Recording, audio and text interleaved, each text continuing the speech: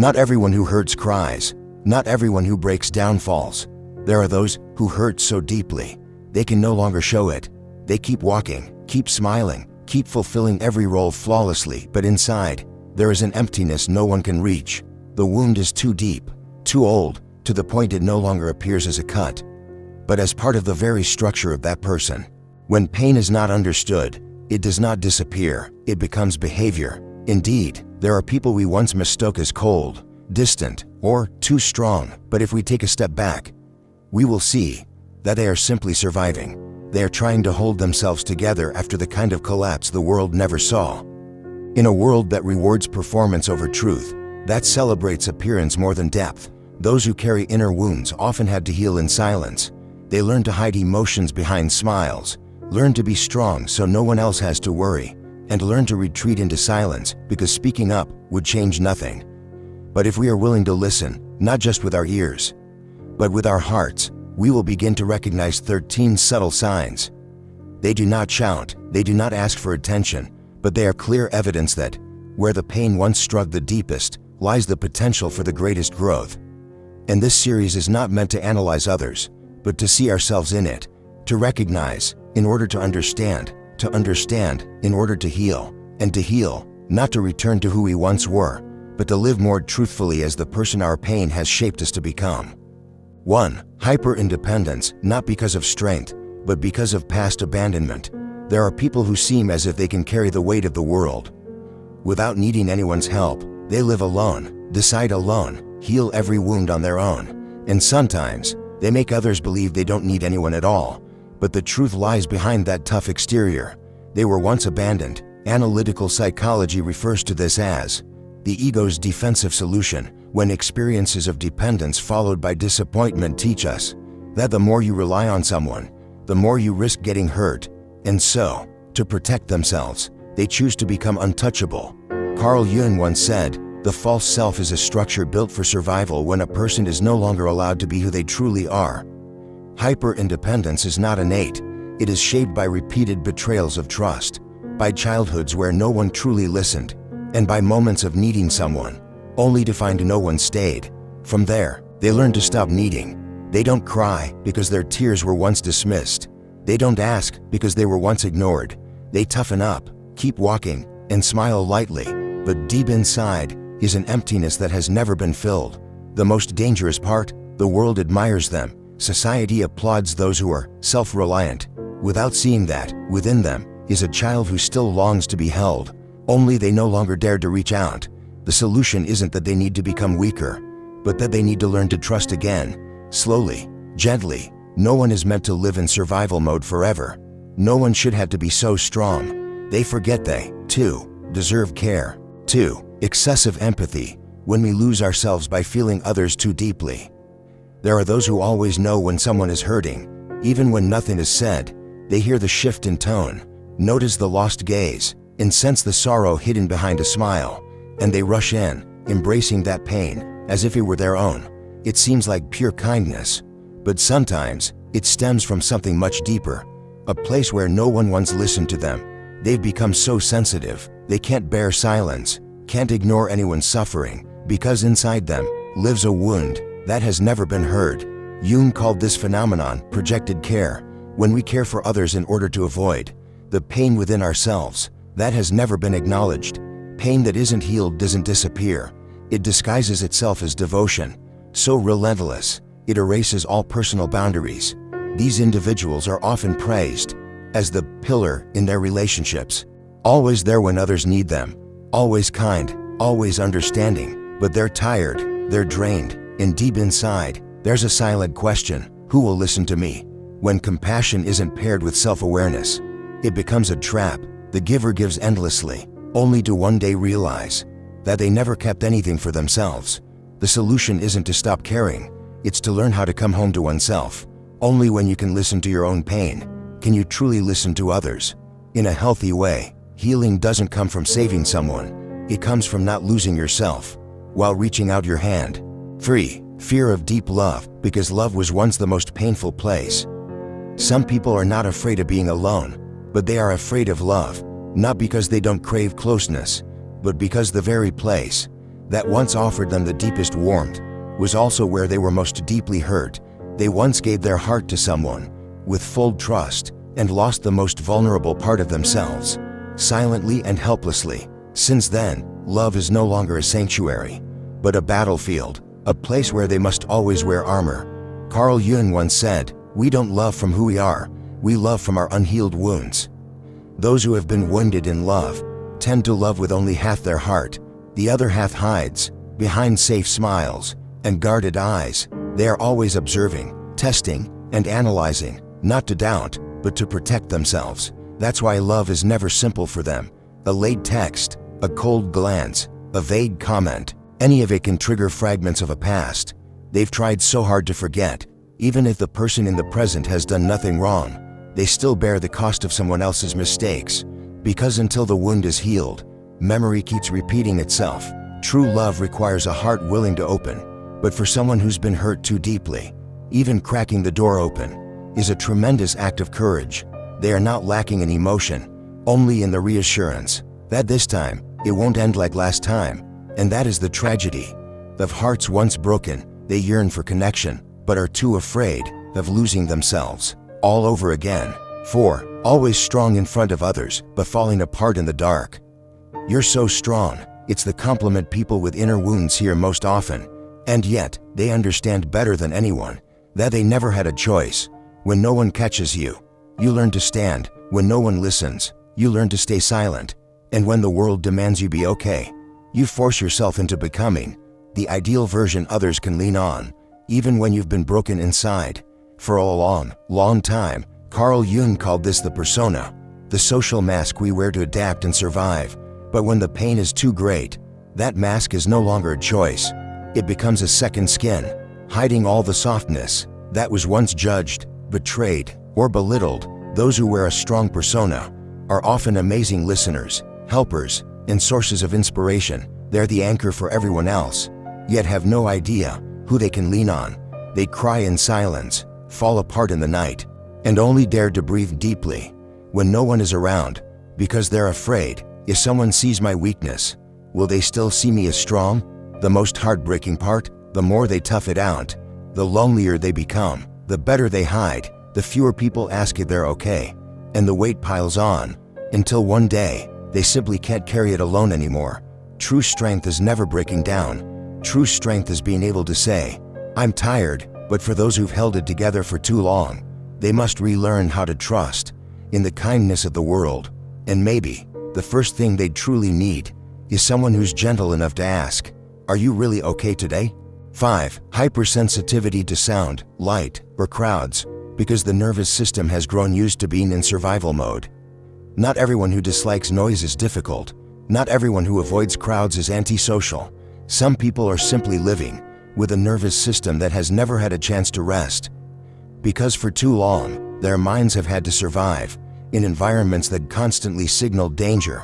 Carl Jung once emphasized, "What is not made conscious will return as fate," and for wounds that haven't been metabolized, they return, not as memories, but as seemingly irrational stress responses to flashing lights, to honking horns, to loud rooms, and crowded conversations. For someone who has lived in an unsafe environment, where things could collapse at any moment, the brain develops a survival strategy.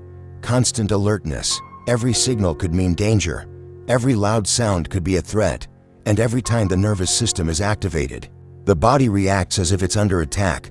It's exhausting to live like that, especially in a world where people tell you to lighten up, just blend in, or stop being so sensitive. They don't realize you didn't choose to feel worn out just because the room was too full. You're simply living with a nervous system that learned to survive in the dark. And now, even light can be blinding. What's needed isn't to force yourself to toughen up. What's needed is learning to listen to your body. Allow yourself to choose silence, to get up and step away when something feels suffocating. And little by little, when the mind begins to feel safe, the body can begin to soften. Not everyone will understand, but you must understand yourself. 6. The need to control everything, a survival strategy once mistaken for safety. Some people can't stand surprises. They plan everything meticulously. They don't feel secure unless they've triple-checked the details. And when something doesn't go as expected, They don't just get annoyed. They feel as if their whole world is unraveling. Have you ever felt that way? Carl Jung once said, "The ego seeks to control what the unconscious cannot face." When a child grows up in an unstable environment, where anything can change without warning, where adults are inconsistent, where pain arrives unannounced, the psyche forms a survival strategy: control. Back then, when the outside world was chaotic, controlling even the smallest thing gave a fragile sense of choice. Whether it was rearranging a desk, closing a door tightly, or checking a schedule 10 times, it helped the mind feel less helpless. These people often grow into highly responsible, meticulous adults, but inside, they are stretched thin, like a taut string, because any deviation reminds them of that powerlessness from the past. When harm came, and they couldn't stop it, they don't control because they want to. They control because losing control terrifies them.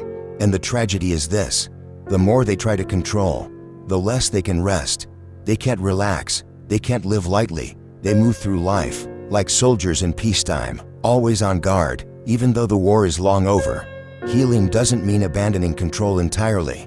It means slowly relearning that not everything needs to be controlled for it to go well. That softness, openness, and letting go might be the most powerful medicine for a soul that has been locked down for too long. You can start with something small.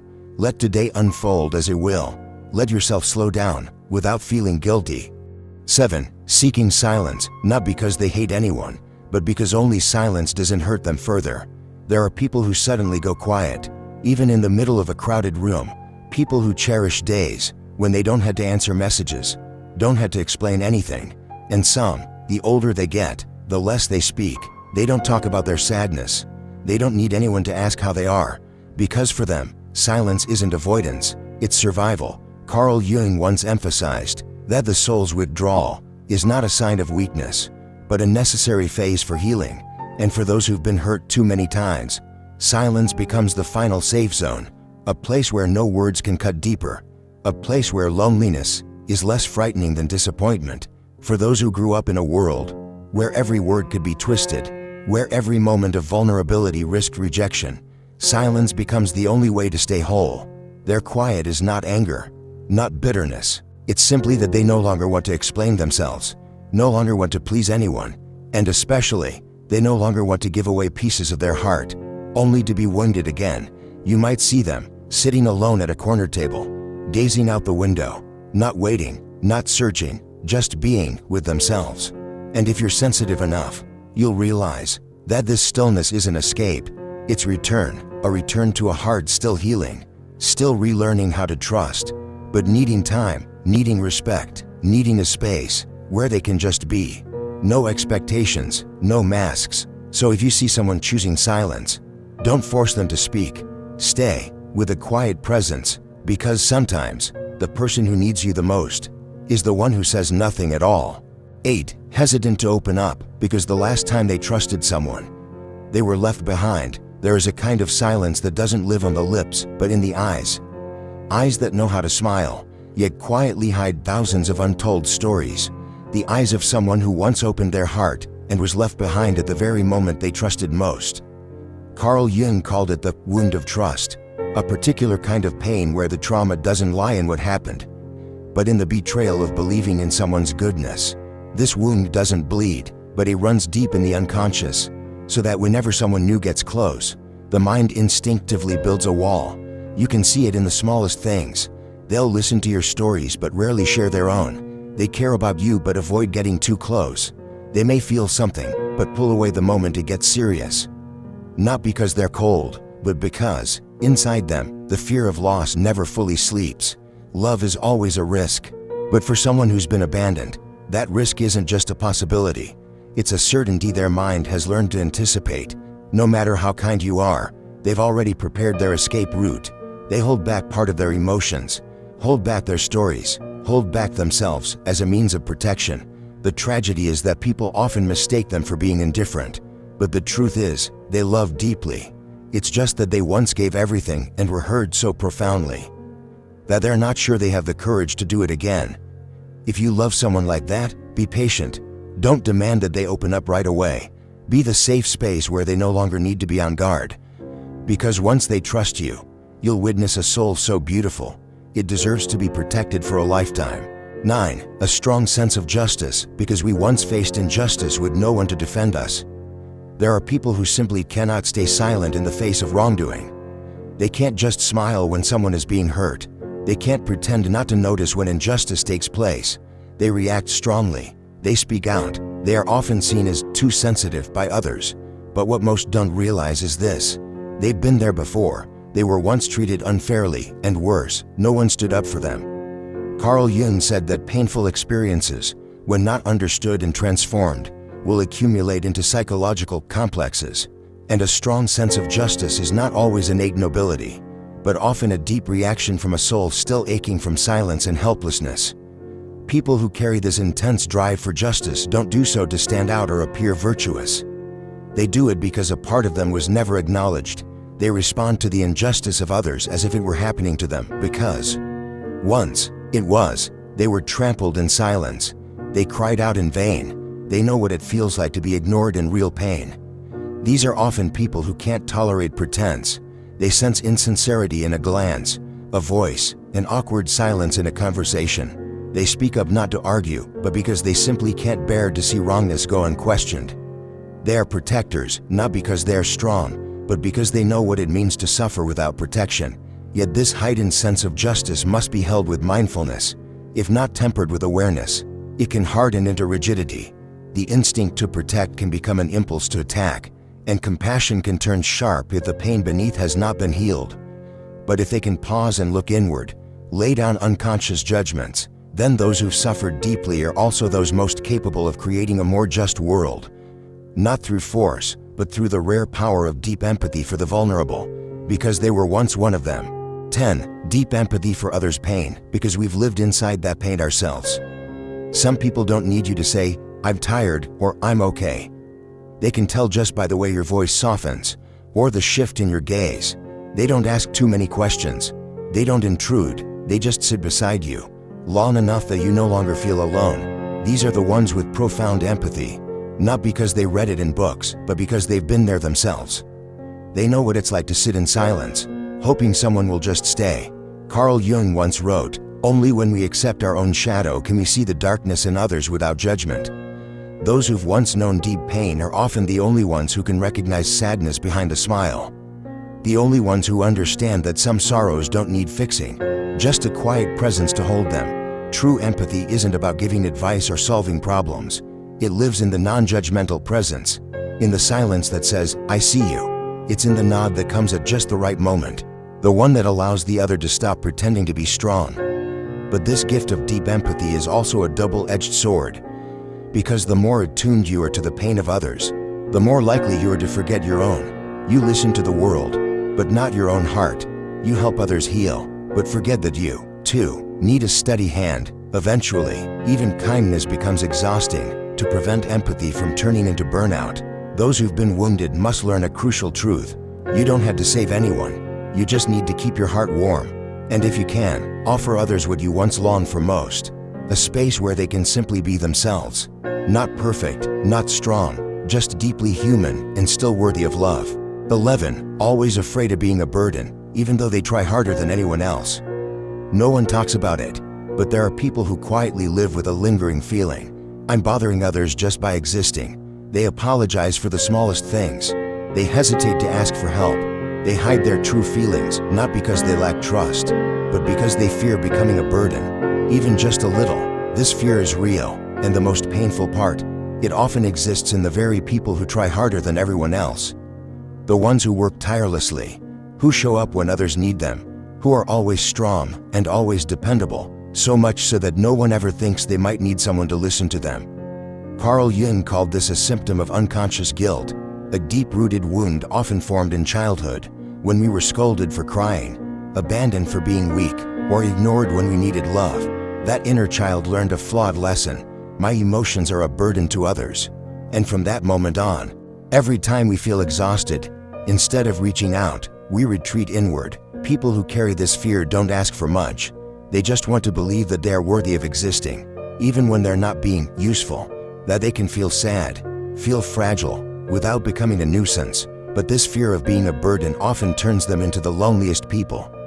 They give generously, but don't dare receive. They care for others attentively, but forget themselves. And what they truly need is not someone telling them, "You're not a burden," but a space that is safe enough for them to not have to be strong. A space that does not require them to prove their worth, but simply allows them to be a human being, whole and inherently precious. Healing begins when we realize we have the right to need others, without apologizing for it. We have the right to lean on someone, without fearing we're too much. 12. Gratitude for the smallest things, because they've lost so much. There are people who light up when they see a beautiful sunset, when someone hands them a cold glass of water just when they're thirsty, or when they hear a simple, sincere question like, "How are you doing today?" It's not loud, it's not dramatic, but if you look closely, you'll see they carry a deep, quiet gratitude because they've lived through days where there was nothing left to hold on to. Carl Jung once said, "Light only becomes meaningful when one has walked through the darkness," and those who have lost much are often the first to recognize the value of what seems ordinary to others. To them, a genuine conversation may be more precious than flattering praise, but kind gesture at the right moment might be remembered for a lifetime. Because when you've been alone in your pain, you understand the power of unconditional presence. No one had to teach them gratitude. It was shaped in them by everything they once lacked. That feeling of thankfulness isn't just politeness. It's a kind of inner maturity, a place where the soul no longer demands grand things to feel fulfilled. They no longer need someone to make them happy. They only hope the world isn't too cruel. They don't long for miracles, just that simple things won't vanish too quickly. And that's what makes them extraordinary. In a world always demanding more, those who cherish the little things are the true, slow livers. Not because they lack ambition, but because they've seen the impermanence of everything. They live with open hearts, but without naivete. They smile, but it's the smile of someone who has endured loss. And sometimes, it is precisely they, with their quiet, humble presence, who make others believe again that life, though fragile, is still worth loving. 13. The need for purpose, because mere survival is not enough. After enduring all the pain, the losses, the breakdowns, there comes a strange kind of stillness. You're still here, but for what? It's a question no one else can see, yet it echoes clearly within those who have been through too much. When the pain has passed, when the storm has calmed, another crisis quietly begins, a crisis of meaning. Surviving is not the same as living. Breathing does not mean you've come back to life. Carl Jung called this phase the time of transformation, when a person no longer just wants to get through it, but begins to search for a reason to keep going. And that reason cannot be superficial. It must touch the very core of the soul. Some return to help others in the way they once wished someone had helped them. Some choose to write, to paint, to create, transforming wounds into something beautiful. Others quietly choose to live with kindness and integrity, as a way of giving back for the grace they once received from life. Though the expressions vary, they all stem from one shared longing. I want the pain I've been through to mean something. I don't want it to be for nothing. Jung once said, "We do not heal by denying our pain, but by giving it a purpose." Indeed, there are wounds that, when we're still caught in them, all we want is for them to end. But once we've emerged from them, what we need most is to turn them into something greater than ourselves. Those who've endured much no longer live just to exist. They live to give, to guide, to connect with something deeper than their own story. Purpose doesn't have to be a grand title. It can be as simple and quiet as this: I'm still here, and I choose to live with meaning.